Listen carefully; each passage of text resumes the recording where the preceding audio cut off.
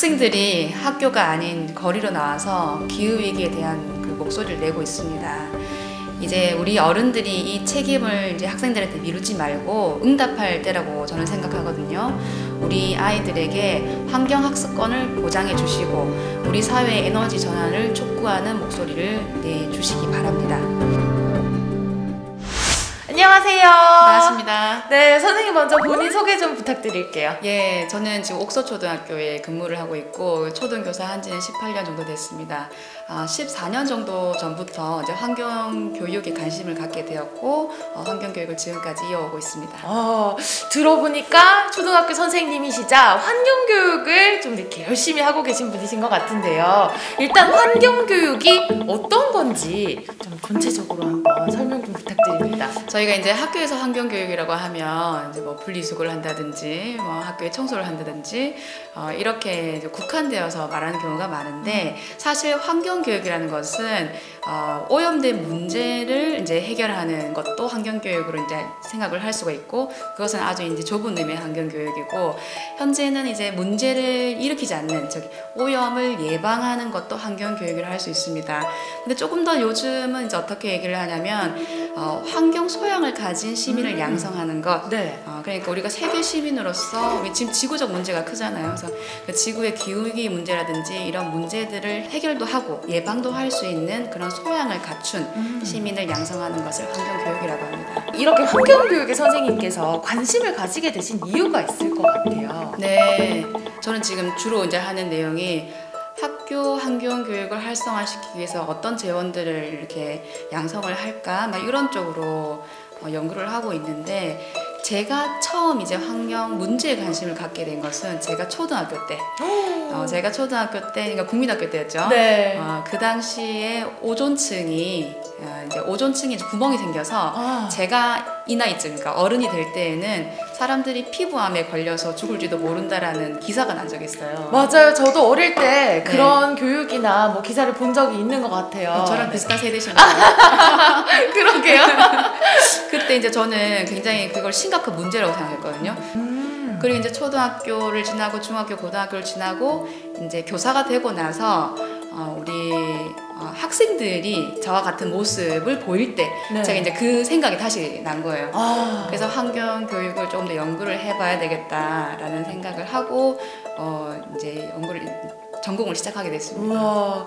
환경 교육의 필요성 자체가 사실 이 환경 소양을 갖추는 시민을 양성하는 거잖아요.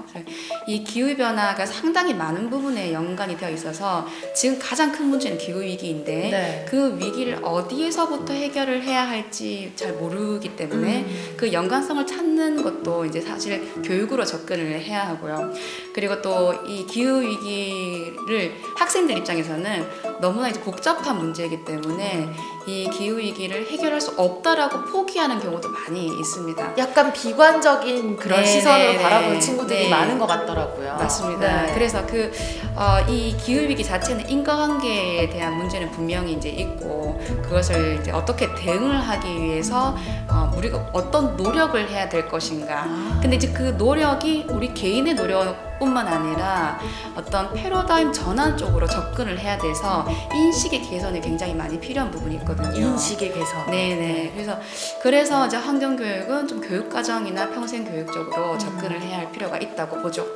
맞아요. 사실 선생님 말씀을 들어보니까 지금 이런 환경 소양을 갖출 수 있는 교육을 받는 우리 어린 친구들에 비해서 어른들 같은 경우에는 그런 인식 개선부터가 진짜 중요하겠다라는 생각이 드네요. 그럼요. 네. 그렇다면 이제 이 울산에 대해서 얘기를 한번 해보자면 선생님이 생각하셨을 때 이 환경교육을 할 때 뭔가 울산에서 꼭 필요한 건 어떤 게 있을까요? 이제 앞으로 이제 학교 환경교육은 계속적으로 확대될 것으로 이제 보이고, 지난 기후변화 협약 파리 협정에서 하고, 그리고 IPCC 5차 보고서를 종합해서 이제 얘기를 하면, 우리 이제 지구 기온 1.5도 상승이 8년 정도밖에 남지 않았다고 하거든요. 8년이요? 예. 이 시급성을 사실 인지를 해야 하는데, 학교 환경교육은 여전히 걸음마 단계입니다. 물론 이제 여러 중요한 교육 현안들이 있지만 이번 우리 코로나19 사태를 겪으면서 환경권이 보장되지 않으면 인권도 보장되지 않는다라는 것을 아마 많이 느끼셨을 거예요. 그렇죠. 그래서 이제 환경교육의 필요성 여부에 대해서 논의하는 단계는 사실 이미 이제 지났다고 이제 볼 수 있고 네. 어떻게 학생들의 환경학습권을 보장해야 할지 구체적이고 또 실효성 있는 방법에 대해서 논해야 된다고 생각을 합니다. 이제 그러기 위해서 교육부나 교육청 단위에서 움직여줘야 되고 그리고 시민들의 협조도 필요합니다. 우리 아이들의 환경학습권을 보장하는 제도 구축을 요구를 해야 되고 네. 학교가 필요로 하는 환경교육 전문가 그리고 프로그램 개발, 교구를 개발하는 거, 체험 시설 등을 이제 확충하는 것도 지금 준비하기 시작해야 됩니다. 네. 이제 이를 위해서 누가 구심점이 되었든 실질적으로 사실 작용이 가능한 울산 환경교육 네트워크가 만들어져야 된다고 보고요. 네.